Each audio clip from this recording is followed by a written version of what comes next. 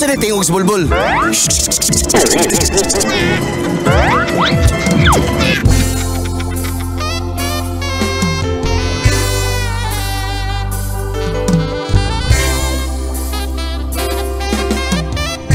Kamusta ka, aking mahal?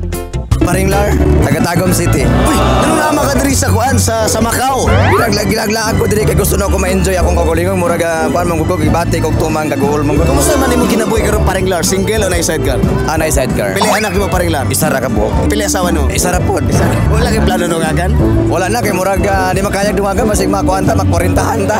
Kiskisan o giguntingan? Gusto ginakong kiskisan para di gid mo sabot. Kung wala gikiskisan de. Mo ngaron gid mo sok-sokin na mo gid gusto ginako nga inis-nisan gyud bay gyud. Kasi gamit mo sa pagkiskis. Ang ipon man na gyud. Isa-isahon para nga challenge o thrilling kayo. Gilok na inig tubo. Gilok siya pero chikere ra. Kasi basta katol lang gani mo na pinagkadabes nga imo na ginahimasimason gyud. Kung kiskisan usa may gamit nimo sa pagkiskis. Gapo blade para hamis. Blade ha kay para hamis. So usahay ganahan kog ibton.